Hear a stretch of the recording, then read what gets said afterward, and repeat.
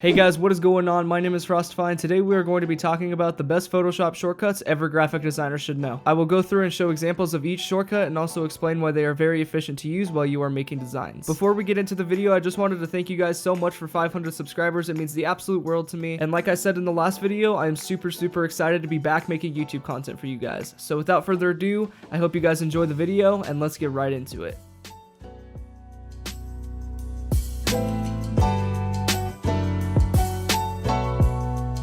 The first shortcut I want to talk to you guys about in this video is Ctrl S. To break it down, Ctrl S is basically a quick way to save your project while you're working on it. You can tell that the project is going to be saved when you see down here in this blue bar a nice little quick highlight that just shows that the project has been saved. The reason why it is very important to quick save your work is because you really do not want to end up with this while you are designing.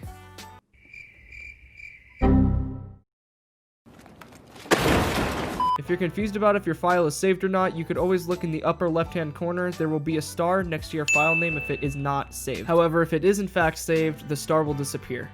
Another shortcut that I would like to mention is Ctrl Z, also known as the undo button. The name pretty much speaks for itself. Basically, what this shortcut does is it goes back a move whenever you make it. So with that being said, the shortcut is really good for undoing mistakes in your design and other things of that nature. Which ties into my next shortcut, Shift Ctrl Z. Shift Ctrl Z is basically the complete opposite of Ctrl Z. It is basically the redo button instead of the undo button. Which, to basically sum it up, it allows you to go a move forwards rather than backwards. This will only work if you are a move backwards. For example, if you use Ctrl Z to remove particles, you can then use Shift Ctrl Z to bring the particles back.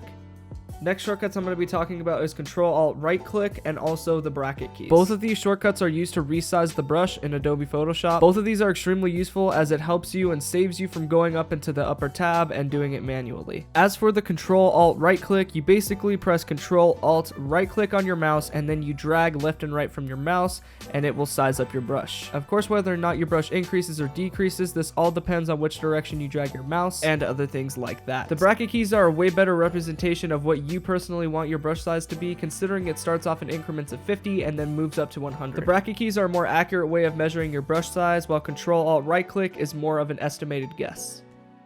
The next shortcut I want to cover in this video is Ctrl T. I personally call this the transform shortcut, but it can go by a bunch of things such as the move shortcut and other things like that. Basically, as soon as you press Ctrl T, it will give you full accessibility to moving text or moving whatever aspect you've selected. You then have a full opportunity to mess around with the sides and size it down and other things like that, which can really be helpful when you are aligning things and moving things around and other things of that nature. After you press Ctrl T, as you can see, there's about 8 points on your selection. There's 3 on the left, 3 on the right, 1 on the top, and 1 on the bottom. What these points allow you to do is have full customization of the transformation on the actual selection, meaning you could size it down, you could scale it up, or you can move it around. And like I said before, it helps with aligning, which leads me to my next shortcut, Ctrl R, also known as the ruler shortcut. The shortcut basically enables you to put rulers on your composition. You can do this by clicking the grayish rectangle with the numbers in it and dragging any ruler to wherever you need in the canvas. This will be able to help a ton with things like aligning text and other items that are in your design, and will overall just help you stay more organized in the actual design itself. Another shortcut that you should keep in mind while working with rulers is Ctrl H. This shortcut will basically hide your guidelines on the actual canvas, which are these things right here that the arrow is pointing at. I actually find myself toggling this on and off just to be sure that the design is not cluttered and other things like that, which helps a lot with organization and also aligning. While we are on the subject of guidelines, the 8 points that I did talk about earlier will automatically snap onto these guides, which, like I said before, can help with centering, aligning, and other things like that.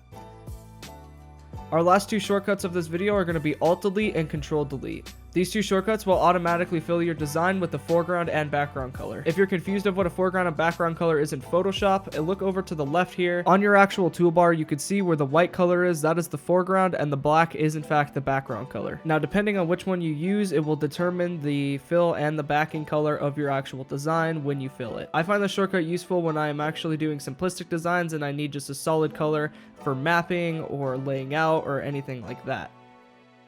Okay guys, I think that's going to do it for today's video. There are hundreds and hundreds of Photoshop shortcuts that I just cannot cover in this video. So if you guys are interested in me actually turning this into a little mini series, I would be completely down for that. Just let me know down in the comments. And I know I only covered the Windows commands, but the Mac commands will be down in the description below if you are confused about anything. And if you guys have any questions whatsoever, don't be scared to hit me up on Twitter. I'll message you back as soon as I possibly can. If this video helped you at all, hit that like button. This has been Frostify. I'll see you guys in the next video. Peace.